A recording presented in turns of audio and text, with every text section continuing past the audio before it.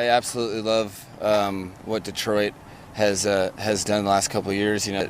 Jared Goff just does such a great job of operating the offense while being such a threat as a distributor, decision maker, and he's very smart too. So he's dissecting defenses and changing what plays there are, all sorts of that nature. So led by a franchise quarterback, an offense that knows what they're doing, that's trying to find ways to improve.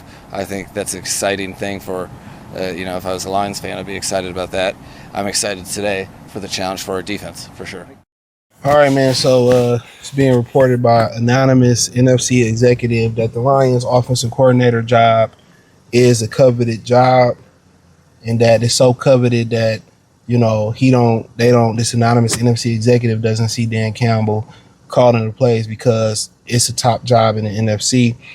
You had the Lamar Jackson and John Harbaugh got into it over.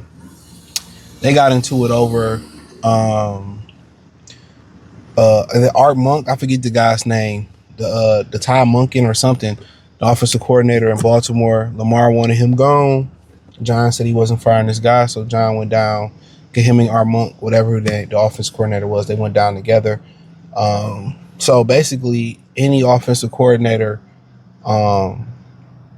potential offensive coordinator who was fired as a head coach, or who was who's prevalent or relevant or really at the top of their craft, possibly would love to come to Detroit and get an opportunity, a segue opportunity in being the head coach. So, and Mike McDaniel was recently fired. Most people think that's a good fit. I think I've talked about it in the past, and I kind of talk a little bit more about Mike McDaniels in a second. So, yeah, it's a coveted job. It's a bunch of weapons. And then your biggest issue is offensive line. And you trust in one of the, executives of the year in Brad Holmes to fix it. In reality, you can have 80% of a new offensive line next year. You can actually have 100%. You could flip Sewell to left tackle, and that could be 100% switch, because you flip Sewell from right to left, it's a whole new offensive line, because Graham Glassow's probably out. You probably putting Tate Ratledge, or you found a new. If you put Tate Ratledge at center, then you probably looking at right tackle and two guards. So then you bring Mahogany back, and then you probably bring a veteran guard in.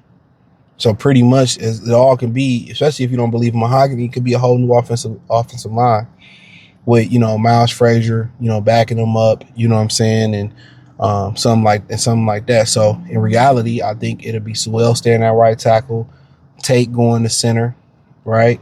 They evaluate what he did this year, and in reality, you might keep Mahogany at guard. You might bring in a left tackle. You're probably going to bring in another guard. So you're probably going to draft the left tackle, or go out there and pay the highest price, or find the best left tackle you can find. Probably going to draft the guy. In reality, you're probably going to bring in a veteran guard or a center, depending on what you do with Tate Ratledge. So they're going to get it together, and it's just going to be about how fast they can gel and grow together. And you're going to see them try to get more nasty at guard. You'll get more strength and more push from Tate Ratledge the second year than you got from Graham Glasgow center. So your run game going to be better off of that. Then in the other guard position, you're going to bring in another veteran. So, and at the left tackle position, you probably going to get better at run blocking. You want to stay about the same or higher at pass blocking. Taylor Decker was a really good pass blocker, but you probably want to upgrade at, being able to run off the left side more. So, that's one thing. That's the first thing they got to fix. But, getting to Mike McDaniels, one thing I don't like about Mike McDaniels is I don't really think he run the ball enough. But in San Francisco, that's what they did. And in San Francisco, that's what they believed in. They believe in running the ball, and they believe, throughout that history.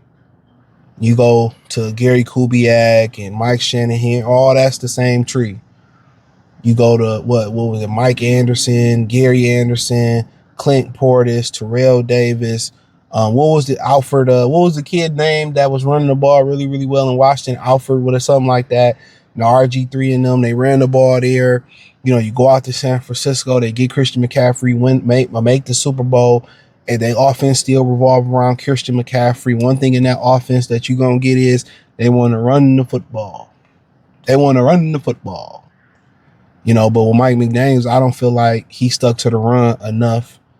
And a lot of things they like to do. His hybrid offense was, you know, they really like to get the ball down the field. And that was his weaponry. You know, Jalen Waddle, Tyreek Hill, NFL adjusted. They took away the deep ball and they forced him to go underneath. Now, was there some limitations with Mike McDaniels there? Yeah, I feel like the limitations was the quarterback was a limitation. I think he upgrades with Jared Goff. I think it's an upgrade. And I think the emphasis with him being an offensive coordinator is that he gotta stick to the run game. And if he can stick to the run game, they'll have a lot of success. You know, he got to get tougher. He got to get shrewder. And I think coming to Detroit is a good place to learn how to be more stern, more disciplined, and tougher. But he come here, they got to run the ball. That's why I kind of favor Kevin Stefanski. Even in, you know, Brian Daboll, he understood, you know, in New York, you know, they had to run the ball. You know, so they got to run the ball. Whoever come in, the number one thing is you got to run the ball. But I think Mike McDaniels would be able to do some things he couldn't do in Miami. Offensively, and then if he has success in Detroit, and also with McDaniels too, before McDaniels too, he gonna get the ball down the field. So Jameson Williams, you know, what he did with Waddle, what he did with Tyreek Hill, he gonna get the ball. And the thing that benefits Sam Laporta and benefits Amon-Ra St. Brown is that, you know, in a lot of their offenses there, you know, just in the past with San Francisco and Deebo Samuels and those guys, they like to get the ball, and Brandon Ayuk, they like to get the ball over the middle. They have unique ways of getting the ball over the middle and pass concepts that really favor Amon-Ra St. Brown, Sam Laporta, and what Jared Goff does well. And I think he can hybrid in what they do right now as far as some of the other things they do. So I think it's a good fit. I just think the only concern I got with Mike McDaniels is, will he stick with the run? You know, will he stick with the run? I mean, he had a running back in Devon Achane, and, you know, will he stick with the run? And I think he has to learn to stick with the run. We got to go to Chicago. We got to go to Green Bay. You could have to go through Philly. You could have to go through Washington. So we got to run the ball, and that's just my only real concern about Mike McDaniels. You know, run the ball.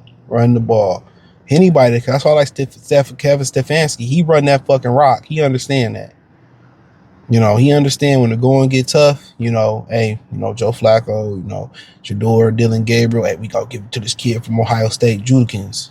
You know, he understood that. So, but I love Mike McDaniels, and I love the spot for Mike McDaniels because he can turn around and be a head coach. He going to learn discipline. He going to learn to be a player's coach, but also be disciplined and be hard on players, like Dan Campbell do, and still get love. But hey, thumbs up the video, share the video, subscribe to the channel, hit the link tree. First link in the description. Follow me on X, Facebook, Kick, Twitch, Instagram, Spotify, Anchor, Cash App, Venmo, PayPal. Everything inside the link tree. Appreciate the love, support. Check out the Detroit Lions Talk playlist for more videos like this. Let me know what you girls and guys think about it. So, yeah, it's gonna be interesting. But I think Goff and McDaniels is a great fit. So, but yeah, Miami, they clean the house. New GM, new head coach, probably new quarterback, and maybe he might bring Tua here with him, the backup Goff.